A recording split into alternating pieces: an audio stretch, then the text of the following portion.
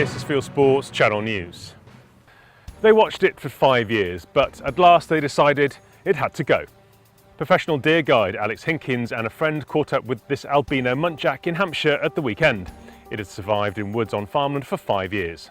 This year, Alex noticed other bucks chasing the unusual animal off its old ground and pushing it ever closer to a main road, so he decided to remove it. Alex says the buck was infertile. Muntjac are becoming increasingly common and enlarging their range. At this year's Game Fair, DEFRA Minister Daniel Zeichner signalled that his department planned to enlist the help of England's deer stalkers to eradicate invasive non-native species, though DEFRA requests that we don't play you his exact words. There are fears for the survival of the UK's largest and rarest game bird. Despite millions of pounds of taxpayers and lottery money poured into projects to save it, the Capa stands almost a metre tall and it's been under threat for decades. Now the conservation status of this iconic bird is in crisis in Scotland, with a recorded drop in male birds of 9% to 153.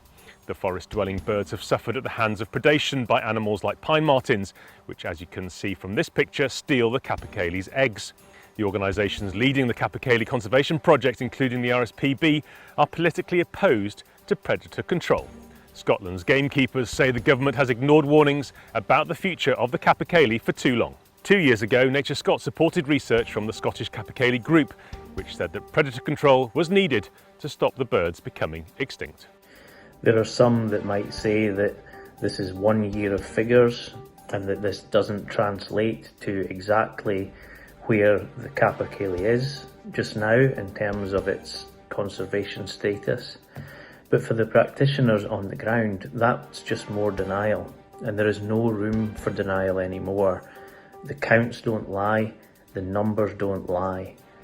And where the practitioners are at is that if we're going to be going back to the same prescriptions over and over that are clearly not working, then perhaps it's time for the Scottish people to say, we've listened to all the facts and we don't believe that we're putting in the right measures in Scotland at the moment to ensure that we've still got Capicale in our forests in the future. When the Scottish Government published the Hunting with Dogs Bill, before it went through the parliamentary process, we already knew that the Capicale were in severe decline.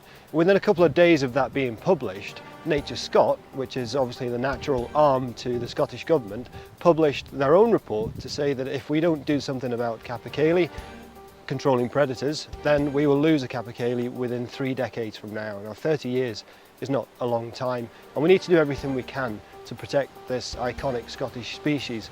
We are going to lose it forever. So on one hand we have Nature Scott telling us that we're going to lose it, and on the other hand we have the Scottish Government tying our hands where predator control is concerned.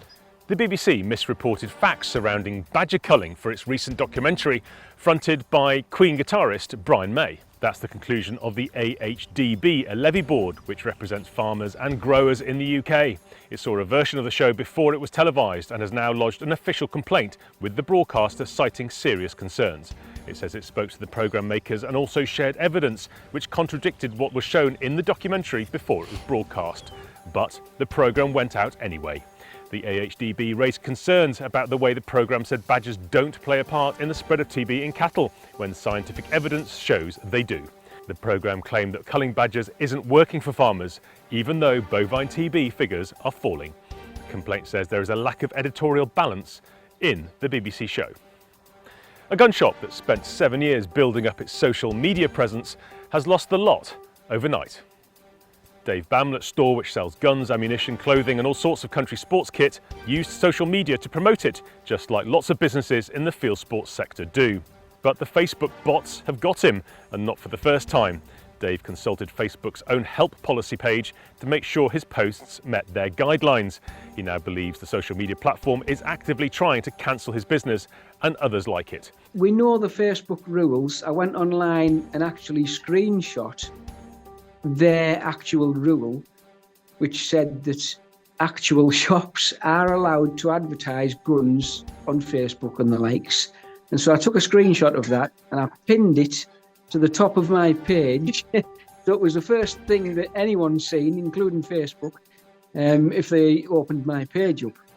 but it doesn't seem to help. I think there's just robots running the show at the moment, and so a ban it was. I did appeal it, no avail. It just said, no, we're keeping it down, and we're not going to accept any reviews. The governing body of angling has welcomed the news that polluting water companies will have to meet the costs of clearing up their mess. Plus, there's a threat of jail hanging over their bosses. The new Water Special Measures Bill is expected to come into force in the new year.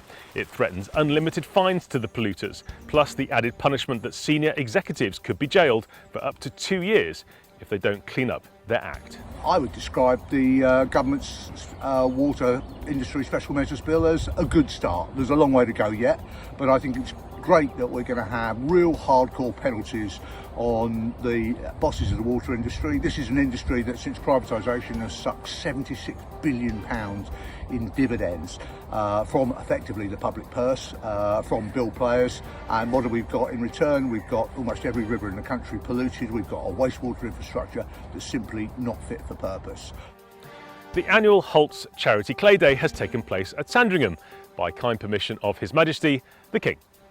There were 40 teams of 4 guns taking part in the clay shoot, which chooses a different charity to support each year, raising tens of thousands of pounds for good causes. This year's charity of choice was the Bob Champion Cancer Trust, founded by the jockey who famously won the Grand National in 1981 on Aldenete, 2 years after he was diagnosed with cancer. Basque has appealed to the Fieldsports community in its search for new trustees for its Wildlife Fund initiative. The fund has handed out almost £500,000 in grants to shoots, syndicates and conservation projects inside and outside the UK since it was created in 2020. It's given tens of thousands of pounds to help support Finland's wetlands, has supported an initiative to protect curlew and has also funded hen harrier brood management. Basque is appealing for new trustees to govern the work it does. If you're interested or know someone who might be suited to the job, click on the link below. Now, how about this? A video message from the grave. This is from YouTube gun reviewer Paul Harrell. Hi everyone, let me get right to the point. As I'm recording this today, it is 20 December 2023. And I'm recording this and giving Brad instructions to publish it upon my death. So if you're watching me, I'm dead. Paul sadly died from pancreatic cancer earlier this month, and the message put out on his YouTube channel has already had more than 9 million views. In the post, he spoke about his cancer diagnosis, the importance of his work to the American public, and apologised for the fact he was dying, so he couldn't carry on saving people money and guiding them in the right direction when buying hunting equipment. Paul's producer, Brad Nelson, posted the video. He hopes to carry on the channel. We are going to be continuing his legacy by uploading videos on this channel eventually, and continuing to educate people the way that Paul did. But you can continue his legacy as well by sharing your knowledge with other people and your enthusiasm for firearms and the outdoors, and just by being curious and striving to learn new things like Paul did. You are now up to date with Fieldsports Channel News. Stalking the stories, fishing for facts.